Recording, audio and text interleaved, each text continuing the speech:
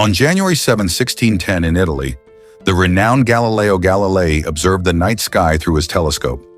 Galileo was the first person to discover the moons of Jupiter, including Europa. It is said that the dream of humans exploring space is centuries old. In 2013, a science fiction film named Europa Report was released.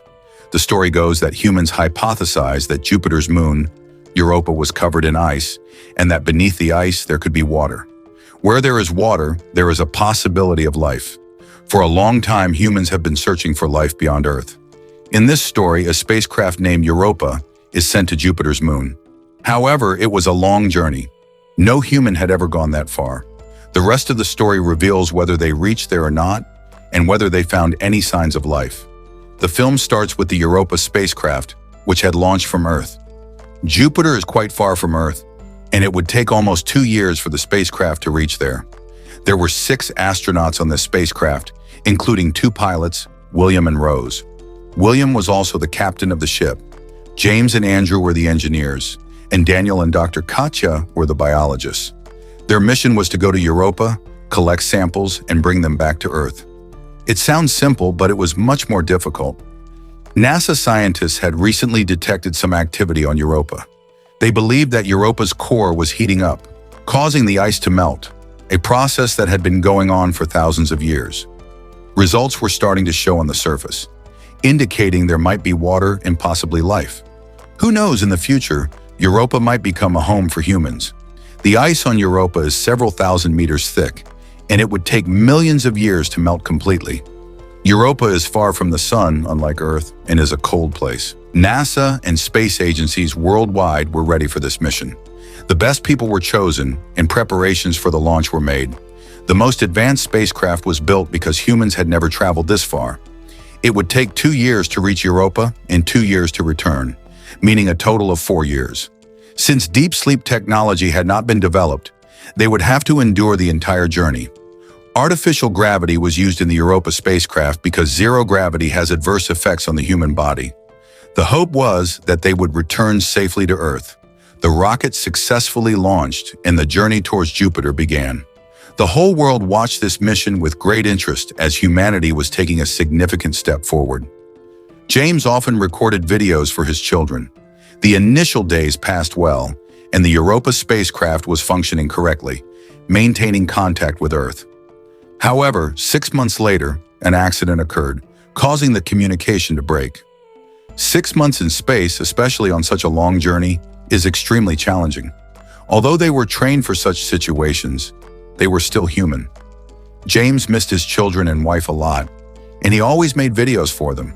With the communication broken, they were in a difficult situation because no one knew if they were alive or not. They held a meeting to discuss this because they couldn't complete the mission without guidance, and there was still a lot of time left. The mission's goal was to send data back to Earth. The communications system was damaged due to a solar flare, and James and Andrew had to go outside to repair it. Everyone agreed it was necessary to fix it. James and Andrew wore their spacesuits and went outside. While attempting the repair, a mistake caused a leak in Andrew's suit. James saved him, but they were ordered to return immediately. As they approached the airlock, Andrew noticed hydrogen on James's suit, a dangerous chemical used in the spacecraft. The problem was, if James entered the airlock, the chemical would spread throughout the ship, posing a severe threat. The captain had to make a tough decision, telling Andrew to come inside but leaving James outside. James felt terrible because his suit couldn't be cleaned quickly, and he had only 20 minutes of oxygen left. Andrew couldn't let him in, but he was also losing oxygen, causing him to pass out. James had to decide. Either his presence would kill the entire crew, or he would sacrifice himself to save everyone else in the mission. He pushed Andrew into the airlock and drifted away from the spacecraft. He was scared and sad, knowing he was going to die. In his last moments, he told the crew to tell Andrew that he tried to save him and that he respected him. He also asked them to tell his wife and children that he loved them. The crew watched helplessly as James drifted away into the depths of space, and he eventually stopped breathing. When Andrew regained consciousness, he was angry and shouted because he couldn't save his friend. However, no one could have saved James. Everyone was saddened, but they had to continue the mission. Without repairing the communication, They couldn't abandon the mission midway. They decided to keep moving forward. No one on Earth knew if they were alive or not. 8 months passed, and the engineers were still grieving James's death, but Andrew hadn't recovered. The captain was worried because if anything malfunctioned on the ship, only Andrew could fix it. They continued their journey, and everything was fine for 12 months. Then, after 19 months and 14 days, they finally reached Jupiter's orbit. It would take another month to reach Europa. However, electronics don't function well around Jupiter due to its strong magnetic field. The captain reminded everyone that they had to collect samples and return to make the mission worthwhile. After a year and 9 months, they were ready to land on Europa. They hadn't been in contact with NASA for over a year and 3 months, and no one on Earth knew what was happening. They were thought to be dead. Despite this, they didn't stop their mission. The crew landed on Europa's surface. The film depicted Europa realistically, as it should be. NASA had targeted a specific location on Europa where the ice was thin and some activity had been detected. The crew believed there might be life beneath the ice. However, due to technical issues, they landed far from their intended location.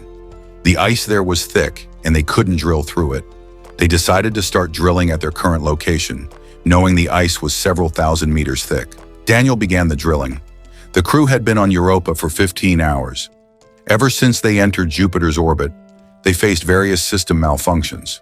One day, a strange light was detected. Andrew quickly took a camera to record it, but failed. He tried to explain to his crew that he saw a light moving, but it was hard to believe that there could be alien life, especially multicellular. They expected only cellular life. Andrew was eager to go outside, but the others thought he might be hallucinating. A day passed, and the drilling had reached over 3,000 meters, but they hadn't found water yet. Hours later, Daniel announced they had reached water. They used a camera to inspect but saw no signs of large life forms, which wasn't surprising as they were looking for micro-level life. Suddenly, a bright light appeared from the drill, causing it to malfunction. The crew was confused and couldn't understand what was happening. Without samples, they couldn't return to Earth as the mission would be a failure. Dr. Katya volunteered to go outside and collect samples herself. She was granted permission, and after wearing her suit, she carefully reached the location where the ice was thin. She successfully collected the samples, which were later found to contain single-celled organisms. The crew was thrilled as their hypothesis was correct. They planned to return to Earth with the samples, but Dr. Katya noticed a light under the ice, which seemed attracted to electricity. As she investigated, she slipped and disappeared. Without the samples, the mission was in jeopardy. The crew decided it was time to leave as it was too dangerous to stay. They prepared for takeoff, but due to another issue, the thrusters didn't fire, and they crashed back onto Europa. The captain died in the crash, leaving the crew devastated. The ship was severely damaged, and repairs seemed impossible. The mission was over. As the crew assessed the situation, Andrew and Daniel went outside to repair the ship. Upon exiting the airlock, Daniel disappeared. Andrew managed to fix the ship, but was also killed.